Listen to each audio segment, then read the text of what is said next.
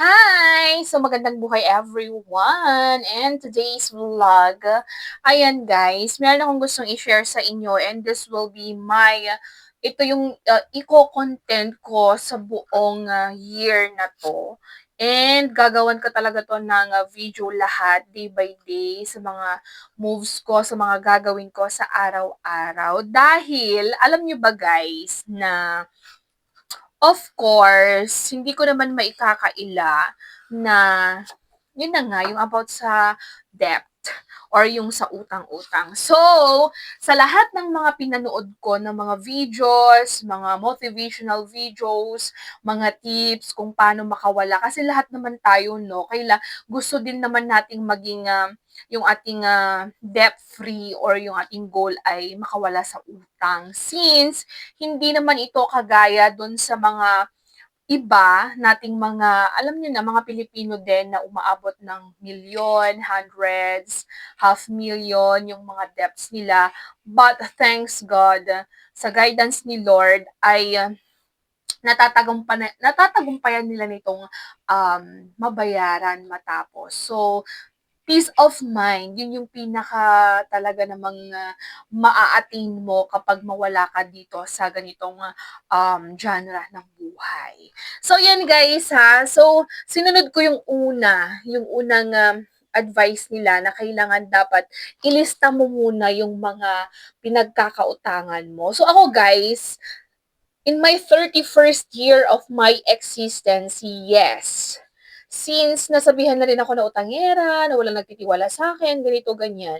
Hindi ko naman na sasabihin na hindi talaga. Kasi nga talagang talaga. Yun nga, talagang talaga. And hindi naman ako yung tipo ng tao na ikakaila ko or something like that. Kasi hindi rin naman ako yung tipo na iiwan ko sa ere. Dahil alam nyo ba guys, na ako din, which is ngayon na nasa process pa lang ako ng pagbabayad, lalo na ngayon at syempre buntis ako, and hindi ko kayang mag-work pa ng yung kagaya ng dati na ginagawa ko. At least kasi dati before, nauunti-unti ko silang nabibigyan, pero ngayon na-stop dahil nga napaka-high risk nung pagbubuntis ko ngayon, and sinabihan na rin ako na last na pagbubuntis ko na to. So yun guys, ang ginawa ko para hindi naman ako maguluhan at para alam ko pa rin yung responsibility ko as tsaka yung amount niya. Ang ginawa ko, nilist down ko siya lahat. Yes, nilista ko siya lahat. Lahat talaga last year. So nagsimula lang naman to nung last year, month of June, if I'm not mistaken. Dahil sa kagustuhan ko rin naman na magkaroon ng sariling pera, alam niyo na guys, and that was before kasi, estudyante pa rin naman ako. And alam niyo yun, yung parang ang daming-dami kong gustong gawin sa buhay, which is, um, alam ko naman na mali yun, na wag dapat pagsabay-sabayin. I entered into a business, yun nga yung ating gaya-gaya pansiteria, as in talagang namuhunan din ako doon ng pagod, ng effort. Kung nakita nyo sa mga previous na videos ko, sa mga reels ko, ay ginagawan ko pa siya ng mga videos, ginagawan ko pa siya ng mga reels. Ayan guys, yung mga paninda ko, mga food, something like that. And sa unang month niya, okay siya. Kasi nag-start siya, if I'm not mistaken, and I'm still remembered, that was June. June ako nag-start, and June din yung kasing pasukan. So, nag-start akong magluto ng mga ulam-ulam muna, and then I added, yun nga, yung mga batil patong, yun yung mga special menus ng aking restaurant before. And, thanks God na meron din namang pumapasok. Yes. Until dumating sa time na nag-start na naman ako mag-school kasi third year na ako last year. Ang nangyari, hindi ko siya natutukan. Yes. I admitted that na hindi ko siya natutukan, hindi ko siya nabantayan. So, nalugi.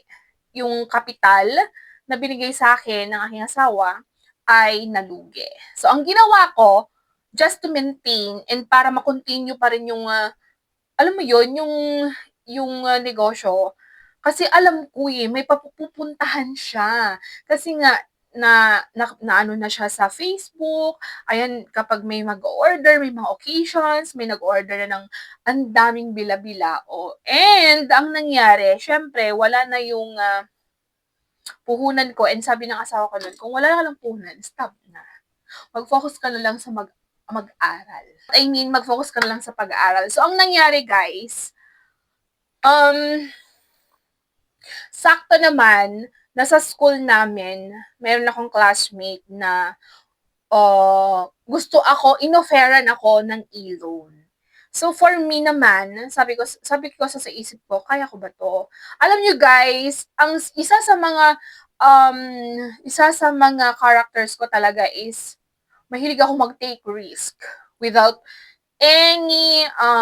hindi ko muna iniisip kung ano yung kahinatnan. Basta gusto ko lang kasi, alam niyo yun, yung ewan, pero ganito talaga ako, hindi ko na mababago to. Or mababago ko ito until na ma-realize ko na hindi siya okay, na dapat i-remain pa siya na characters ko. Kasi nga, mahilig ako mag-take risk. Alam niyo, hanggat merong opportunity, I am taking risk. Which is, sa negosyo pala, hindi naman dapat. Hindi pala pwede. So, ang nangyari yan, guys, ay nag-e-loan ako, ayan. So, yung e-loan na yon 2 weeks after, may interest siya, something like that, hanggang sa lumaki. So, nung mga first day, if umabot naman good payer ako. Siyempre, meron naman akong pinagkukuhanan, and at the same time, nagdadala ko ng mga snacks, mga pagkain sa school. So, na-maintain ko, nakakaipon ako. And yung restaurant ko, kumuha lang ako ng isang kasama doon. Which is, yun nga, bumagsak ulit. So, yon. So, yung na yun naman, nalugi na naman, guys. Kasi nga, that time kasi, sobrang nag-struggles yung school at saka dun sa restaurant. And talaga namang hindi ko siya natutukan, which is, hindi ko na naman siya natutukan in a way na hindi ko talaga siya nabantayan. Which means na, yung usapan namin nung kasama ko ay talaga naman na, basta yung alam niyo yun guys na dapat lingguhan ang pasahod sana para mapaikot natin yung cash, pero there are something expenses, something like that, na hindi na ako kasama doon. So yun ang nangyari. So lumubog ulit yon. Yung inilon ko, na first na ilon ko doon sa classmates ko, dinalugi na naman. So ako ngayon, yung mindset ko, kumuha na naman ako doon sa iba hanggang sa naging 3 yung e-loaner ko. Hanggang sa naging 4, hanggang sa naging 5. So, yun yung nangyari. Kaya, yung kagustuhan kong may salba yung negosyo ko, na sobrang mahal na mahal ko yung ginagawa ko. As in, alam nyo ba guys, kapag ako naman ay umuutang, alam nyo, hindi ko yun ginagasto sa pagkain lang sa ganyan. No, kung ano yung kailangan doon sa restaurant is binibili ko talaga. And thank God, nakasupport din yung asawa ko. So, yung chiller, something like that, yung mga upuan siya ang nagbayad nun. So, sa mga gamit lang, mga pinggan, something like that, tapos yung mga lulutuin, ako na ang nag-provide doon. So, unfortunately talaga, nalugi ulit ako. So, ang nangyari, di syempre nalubog na ako sa utang. Tapos, nagsarado pa yung aking restaurant or ipinasa ko sa iba para ma-continue lang siya. Ngayon, wala na akong income. Ngayon, di syempre, na-stop na yung pagbabayad ko sa e-loan ko hanggang sa na-stop na rin sila. Kaya pinakiusapan ko sila na kung maaari ay maihinto na yung interest at ang gagawin ko, kung ano man yung naabutan na interest na nakalista doon, pati yung capital ko ay uunti-untiin ko. Until such time na na-depress ako, na-stress ako dahil iniisip ko wala na akong pagkukuhanan, kung sana may kakayahan pa ako, is mababayaran ko sila. Kasi ang hirap din. Alam nyo ba guys, na hindi rin naman natin sila masisisi, yung mga pinag-utangan natin, na makakapagsalita sila ng hindi maganda sa atin, yung ganyan, na as in, darating pa yung time na ipopost ka sa Facebook dahil nga ganun ang nangyari. So, which is, yun yung naranasan ko yon. Ngayon guys, so, kinausap ko lahat sila. Sabi ko na kung maaari ay hindi ko naman tatalikuran. Kung baga, yun kasi yung goal ko ngayong 2026 na mabayaran sila. Although hindi naman siya malaki, so i-share ko sa inyo kung magkano. Nasa 105,000 pesos siya. Sa e-loan lang to mga Mima Sure ha. alam nyo, hindi sa proud, hindi ako sa happy, but I just wanna to share with you ha, sa mga katulad ko din na alam niyo nagkamali ng desisyon na akala natin is maganda yung patutunguhan, na umutang tayo sa puhunan, something like that.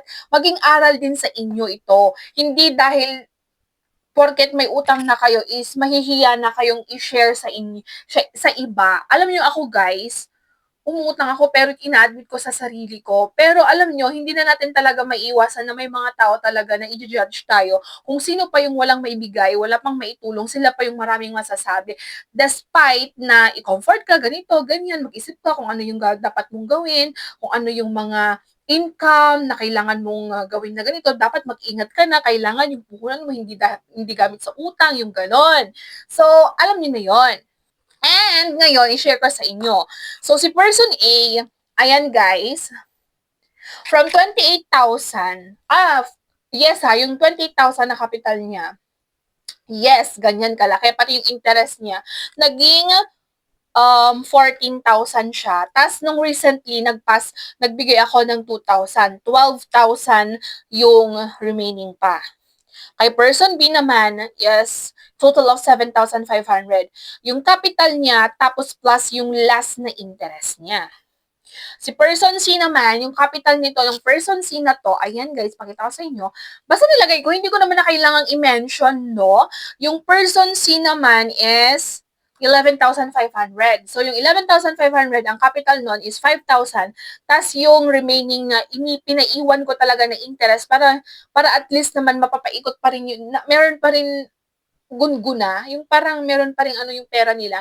Naging 11,500 siya, so meron siyang interest na 6,500. So, yung person D naman siya, eto guys, 15K lang siya. Lang ha, pero malaki yun. 15K yun yung capital.